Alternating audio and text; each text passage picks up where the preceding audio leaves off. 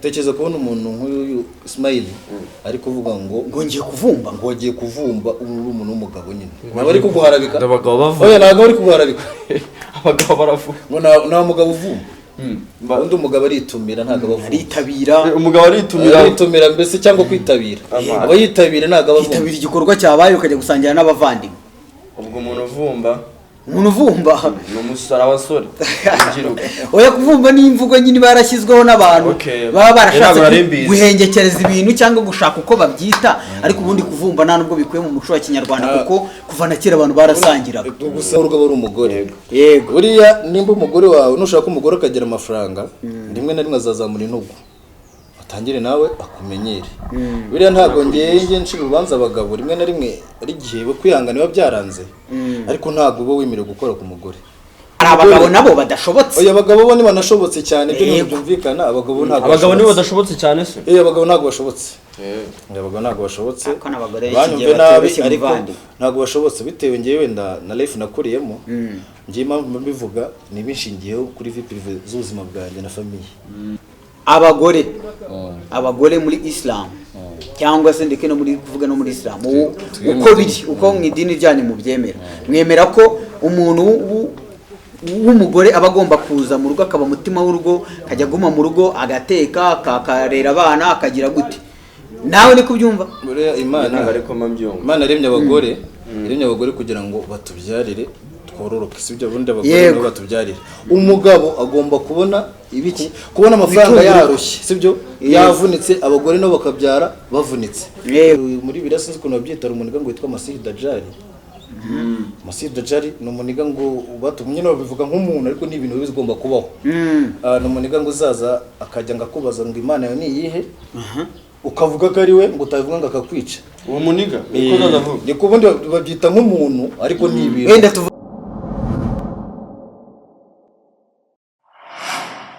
Action. What's pop, my people? As you know, it's your boy, Mr. Talkative. So yes, we Ivan Smile.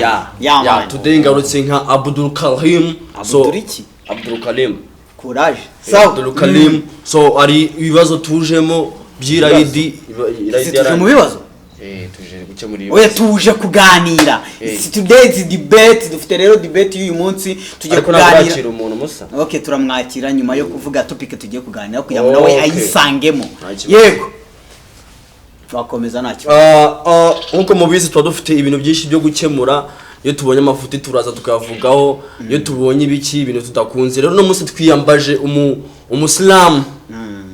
Wujuje ibyangombwa kabisa yego usengera kugiye kabisa bamita Mr. ariko reka yivuge na nuga n'umuntu mukuru je nitwa Salim yego Salim yewe nansarira komisiyo y'igiti yose yo mu Rwanda yego y'abayisilamu Mr. Salim so uyu munsi ngira ngo azajya dufasha adukosore kuko uyu mujene agira amakosa menshi ataza no gucika wenda Salim azadufasha uretse gato arajya dufasha rwose uyu muvandimwe kubera ngo yigize talkative nako ari talkative aravuga cyane ahandi uzaza wumva atangiye gutana jya uhita umukosora mu mugarure mu ariko nimba avuga amagambo menshi irinde kuza kuvuga ibintu biterekeranye mu idini yego niyo mpamvu uri hano buriya rero kwicara ukagana n'umuntu kafirhuni twamutije ikanzu nk'ingiyi ni ibintu bitoroshye cyane grand frère okay nacyo reka nkoresha imvugo nziza kugana n'umuntu w'umukristo twatije ikanzu n'abaciye mu ijambo mwana mu kiganiro nta n'umwe w'umusilamu urimo hano oya none sengedi twebwe turi kuganira witwa je nitwa Abdul Karim wowe nje ndi umukristo witwa Ivan Smile yego rero ikintu nshaka ariko nyine ngiye nyemanga ku busilamu bw'uyu muvandimwe kubera yuko ntago gatanu ku munsi ajya kubahiriza n'ababeshe umukristo ariko nyine no munsi rege no munsi impamvu nambaye gutya ashatse kwisanisha n'abasilamu bagenzi banjye kuko nabo ni bagenzi banjye uvugisha ukuri nibyo byiza yego uvugisha ukuri yarambajije ngira ngo ni muri ya scene ndimo ubigira urwenya twakomeje nganiriye nabisi dushaka turase ku ntego ubundi ikibazo nyamukuru gihari ni iki ikibazo nyamukuru gihari rero twaturi kwibaza se twaturuvuga ku kantu kagiye no kuvumba kuza kuvumba cyangwa se kuza kurya umuceri ni ukuza kuvumba cyangwa se kubuje ni ukuza kwifatanya n'abavandimwe bagize uwo munsi mwiza. Naguciye mu ijambo buriya abayisilamu tugira amalayidi abiri. Yego. Ari ya mbere aba ari igisibo twafunzemo iminsi 30 ikarangira tujya gusali iswala y'Eid. Ino Eid muri kubona yejo bundi ibaye umusibe ejo ni Eid y'igitambo. Sinzi ndakeka muri igitambo ndakeka muri abakristo yaba ari uri umukristo ujya musoma Bibiliya arahantu handitse Aburahamu ajya gutamba akajya gutamba umwana we bikarangira abonye inama. Ukuntu byari bimeze ubundi kugira Aburahamu ajya gutanga uriya mwana uzi ko byagenze ngero wakano wabuze kuri ibyo bintu wanje nta bintu byinshi abavandimwe baheruka kujya gusenga kera ntabwo wamurenganya Bibiliya ndasenga banza wumve Salimu yego yibwirira mu wanje ndasenga banza unyumve we nakumvisha ahantu uri buretse ahantu wenda uyu we ajya agerageza gusoma uravuze ngo we nakoze cyane yabyivugiye ntabwo mbimuvugiye wowe nibura kuri iryo somo ry'Aburahamu nimba warasomye muri Bibiliya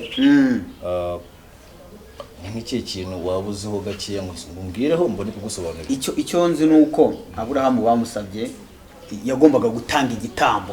Ntabwo bamusabye rero yagombaga ntabwo arega kwibeshya bibaho nabyo ntabwo ari byo. Undi Aburahamu yararyamye ari ukuntu intumwa z'Imana za kera zageraga kuroteshwa we yarose iryo joro ari butange Imana imwaka nyine gutanga umwana we gutangamo igitambo.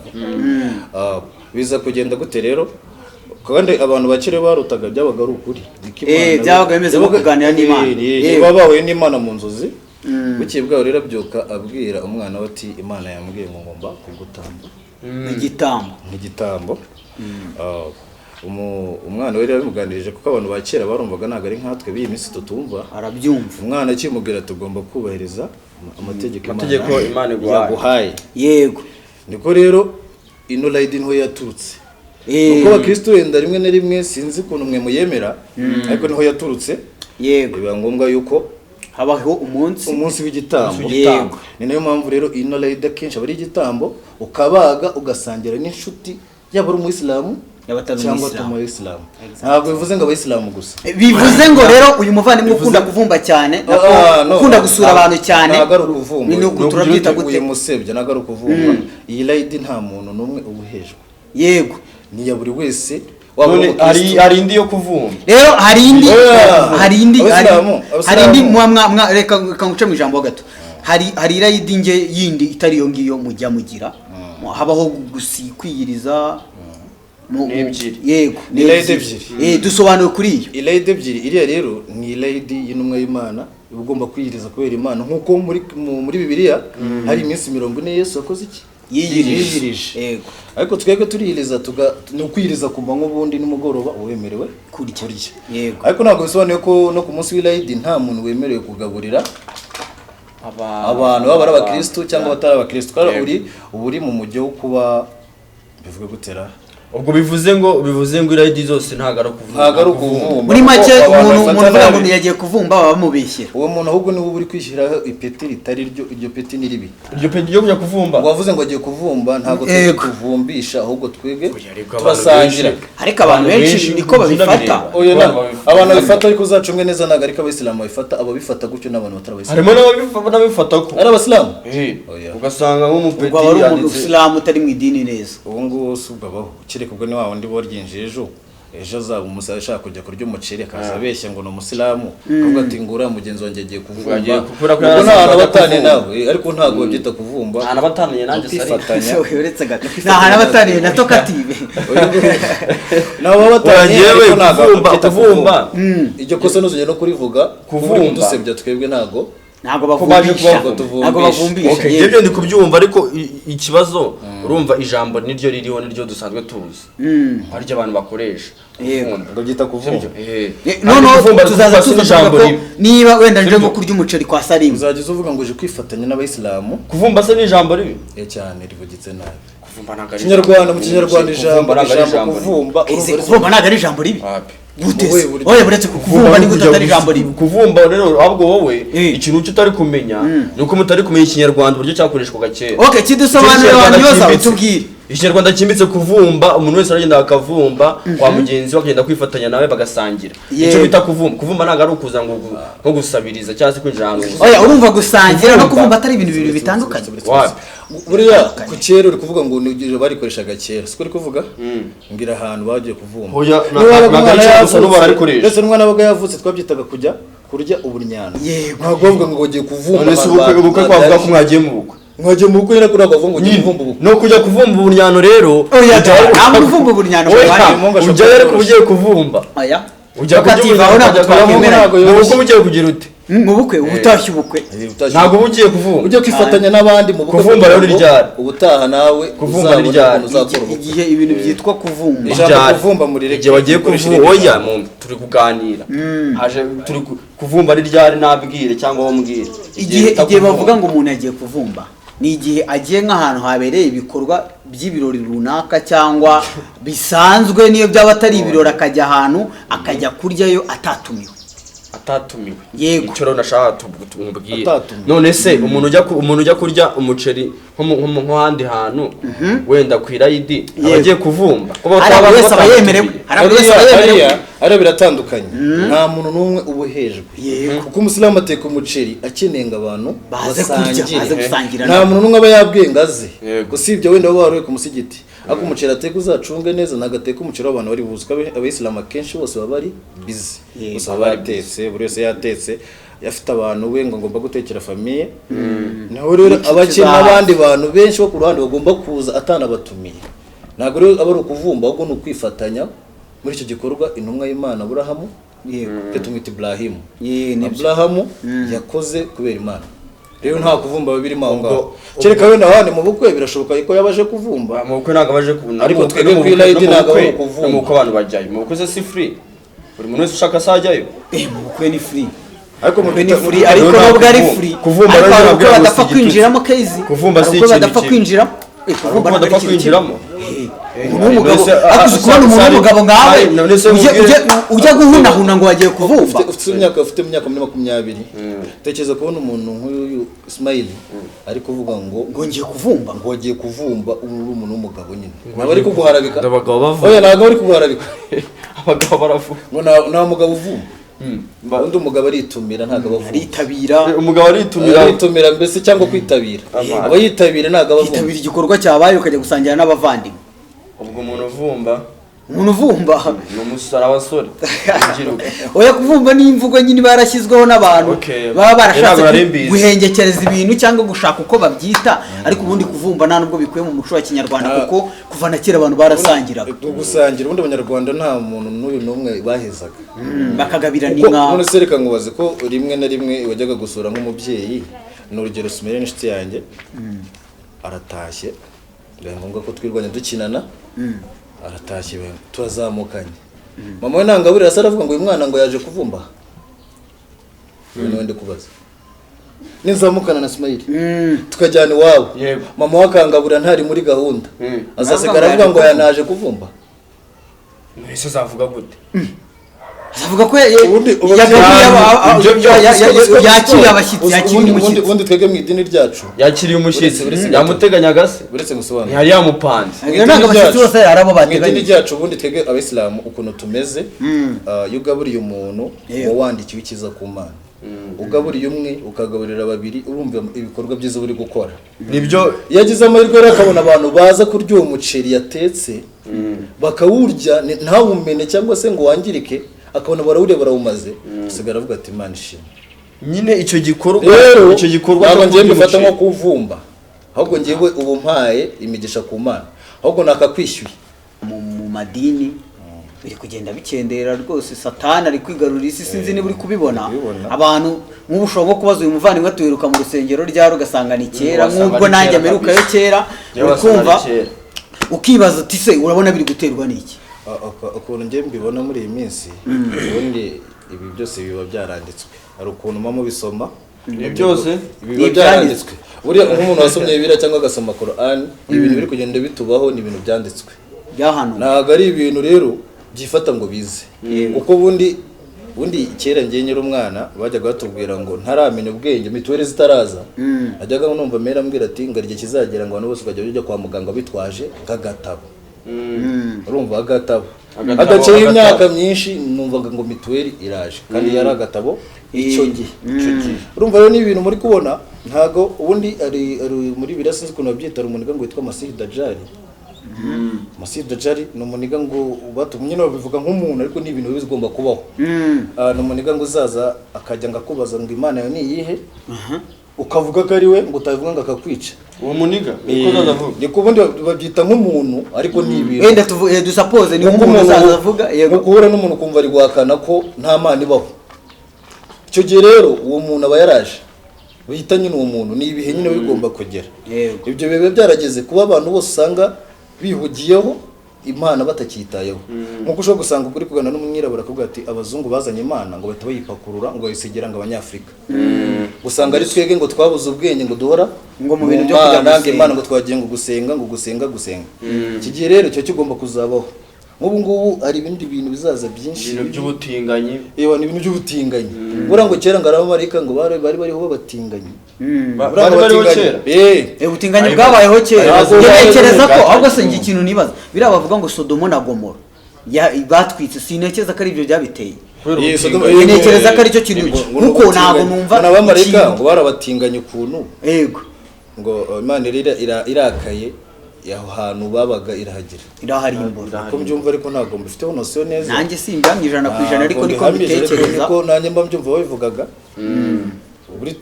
bitewe n'aho wasomye niko bigenda rero ntuzongere gukoresha ijambo kuvumba oya ijambo kuvumba kuko ni ukudusenga nyine nkubwire ni ukuvuga ngo ijambo kuvumba ni ijambo rikoreshwa n'abantu benshi ariko abwo icyo ngo ni ijambo ryo gusebya wenda okay reka nibarize Salim ikindi kibazo nese Salim wowe ku giti cyawe ubona ijuru kurijyamo ku giti cyawe uko ubibona ubona hazagenderwa kuki kuba ubibona kujya mu ijuru se yego harimo nk'abantu wenda reka mbaze gusobanurira harimo nk'umuntu uvuga ati njyewe nimba nari umuyisilamu ntabwo nzabona ijuru niba nari umukatolike ntabwo nzabona ijuru niba nari umudive ntabwo nzabona ijuru nyine ibintu nk'ibyo ugasanga ibyo yizereramo buriya ikintu idini rifasha abantu yego njye uko mbyumva buri wese afite uko abyumva ntagire umuntu uncira urubanza yego ariko ukuntu njye mbyumva nzi ko buriya ibikorwa ukora hano ku isi yego hari ibyo bituma umuntu ajya mu ijuru buriya gusenga kuko hari abantu rimwe na rimwe basenga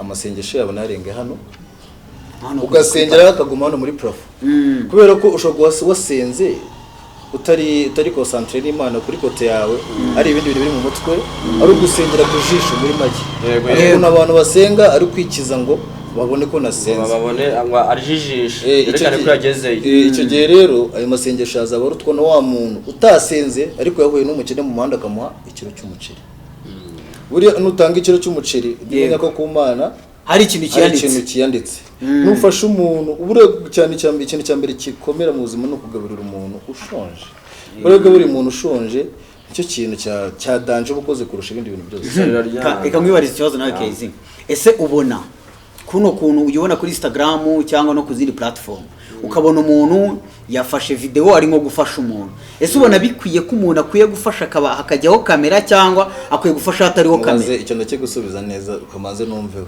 yego kuba ku giti cyawe uko byumva reba nk'ubu wenda nkajya gufasha nk'umuntu runaka nkatishyiraho kamera nkamufasha yigendera nkaza nkana posting ati Imana ishimwe kuba nafashije uyu muntu rero numva byaterwa n'umuntu ubikoze byaterwa n'umuntu ubikoze gute hari nk'umuntu ushobora kuba atunzwe n'icyo kintu wenda ari nka bya posting yego ariyo content yego nese umuntu ntago azafasha umuntu uko icyo gihe rero oya turi kubara kuri kota atari umuntu wabikoze nka content wewe reka ashaka views ni mpamvu yo kubwira gutyo nuko ndi kwishyiramo yego hanyuma nshobora kubikora ngafata video uri kumva ko teye banza wumve reka tubifate en general mu gufasha umuntu ugakuramo no ntabwo ariko mbigenza reka kunsobanura ikibazo nari ngubaje neza none sizo ukuyemo ugakuramo amafaranga ukongera ukagenda ukajya kumufasha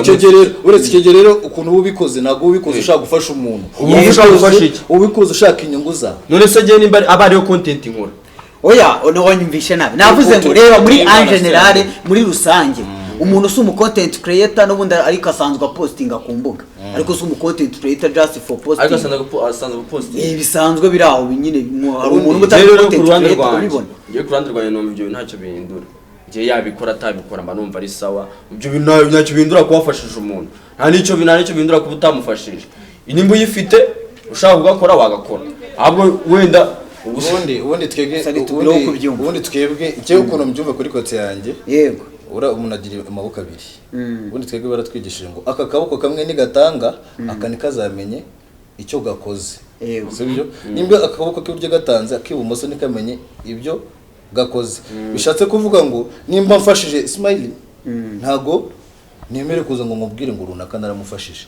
icyo gihe nivuga ngo namufashije ibyo namufashije bizabitaye agaciro imbere y'Imana icyo nzaba nkoze kugira bandebe nose sali cyangwa se ngo niyemere reka uce mwijambo none se reka nkubwire wenda ngarukire kezi ibintu yavuze nufasha umuntu mu bushobozi buto bwawe ukabipostinga ko wamufashije ukanavuga ati umuntu wundi wifuza gufasha uno muntu babaye ufite ikibazo kiniki ariyo mpamvu nanamufashije nareba ino nomero y'uyu muntu ari iyo ya nyayo uwo muntu abakoze kose wenda aho ngaho urumva ko ariko we ari kumusabira ubufasha ko uwo muntu afite ikibazo yego ariko wowe wibigira ngo wigumye ari content nimba mfashe runaka ngo nongere njye gufotora ngo n'undi muntu ushobora kumufasha ikintu kibi kiriho niba ufashije umuntu banze mubwiye kujya kumushyira kuri kamera nabikwemerera icyo gihe nta kintu oya n'ubundi ariko nafata video ari umuntu akiza kihasumeri ikaba afite akantu kuvuga ati rero uyu muntu kuko afite ikibazo kuko nimba mfite ikibazo ndi umukene yego ukambwa ngo ujye ko mu mafaranga unkamere